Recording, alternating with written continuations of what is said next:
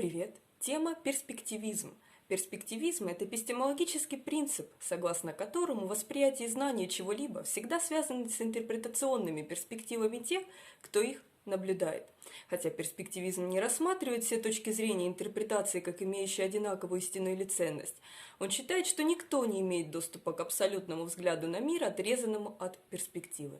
Вместо этого все такое наблюдение происходит с некоторой точки зрения, которая в свою очередь влияет на то, как воспринимаются вещи. Вместо того, чтобы пытаться определить истину по соответствию вещам вне какой-либо перспективы, перспективизм таким образом стремится определить истину путем сравнения перспектив друг с другом. Стоит обратить внимание на такое понятие, как интерсубъективность, понятие, означающее особую общность, определенную совокупность людей, обладающих общностью установок и воззрений, обобщенный опыт представления предметов. Перспективизм можно рассматривать как раннюю форму эпистемологического плюрализма. По некоторым утверждениям он включает в себя рассмотрение теорий ценностей, моральной психологии, метафизического реализма.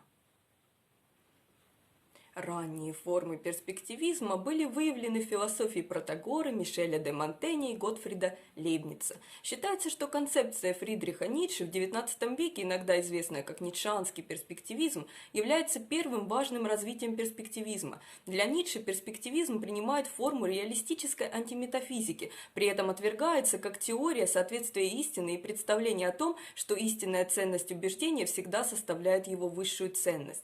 Концепция, используемая Ницше, рассматривает недостатки каждой перспективы как исправляемые исследованием. Перспективизм часто неправильно интерпретируется как форма релятивизма. Релятивизм – это методологический принцип, состоящий в относительности и условности содержания познания, или рассматривается как полный отказ от объективности.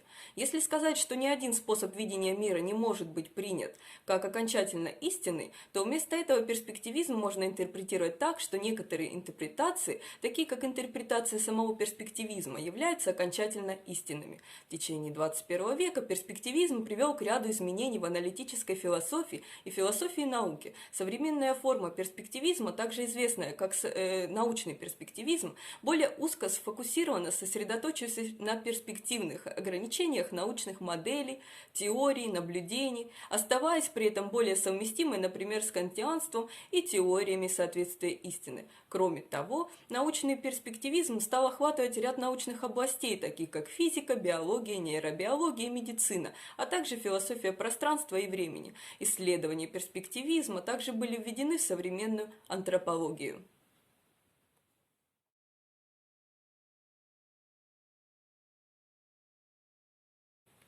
Ученые выявляли перспективизм в философии Гераклита, Протагора, Мишеля де Монтэня, Готфрида Лейбница. Также в буддийских, даосских и других текстах антропологи видели своего рода перспективизм в мышлении некоторых коренных народов.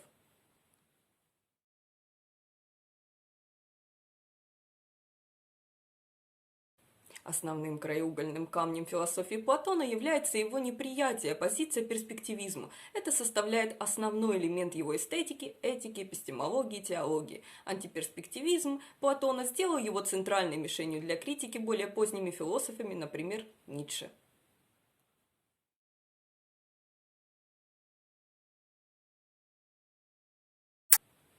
Философия Монтэня представляет собой перспективизм.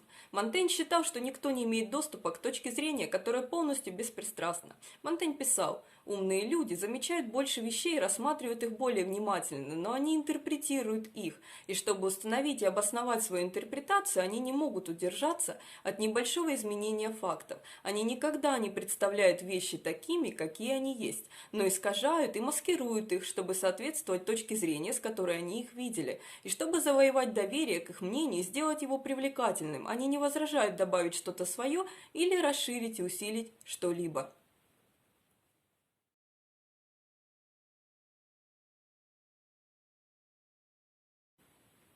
В В своих работах Ницше делал ряд утверждений о перспективизме, которые иногда противопоставлялись друг другу на протяжении всего развития его философии. Перспективизм Ницше начинался с оспаривания основных понятий наблюдения из ниоткуда, наблюдения отовсюду и просмотра без интерпретации. Вместо этого весь просмотр привязан к некоторой перспективе, и все зрители в некотором смысле ограничены перспективами, которыми они распоряжаются. В «Генеалогии морали» Ницше писал: «Давайте остерегаться опасной старой концептуальной фантастики, которая постулировала чистый, безвольный, безболезненный, вневременной субъект познания. Давайте остерегаться ловушек таких противоречивых понятий, как чистый разум, абсолютная духовность, познание само по себе. Они всегда требуют, чтобы мы думали о совершенно немыслимом, о взгляде, не обращенном ни в какое конкретное направление.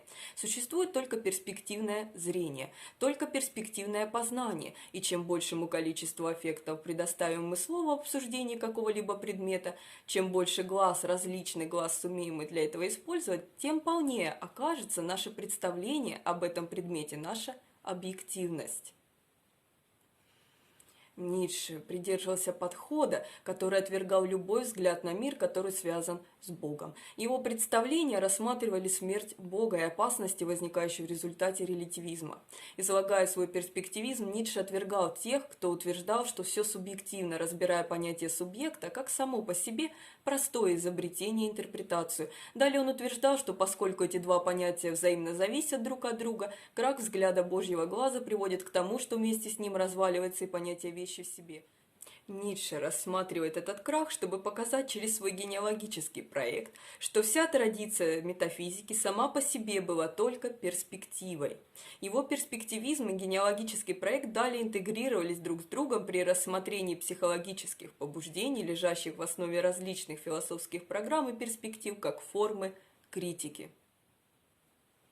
Ницше писал: «Все субъективно, говорите вы, но даже эта интерпретация. Субъект – это не что-то данное, это нечто добавленное, изобретенное, спроецированное за тем, что уже имеется. Именно наши потребности интерпретируют мир, наши побуждения, каждое влечение – это своего рода жажда власти. У каждого есть своя точка зрения, которую он хотел бы навязать другим, чтобы ее приняли как норму, хотя Ницше явно не отвергает истину и объективность. Он отвергает понятие абсолютной истины без перспективной объективности».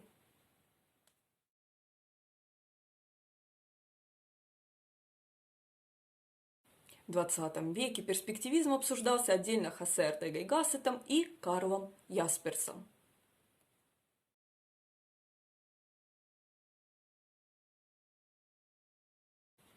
Современные разновидности перспективизма включают индивидуальный перспективизм, коллективный перспективизм, трансцендентальный перспективизм и теологический перспективизм. На этом, думаю, все. Спасибо.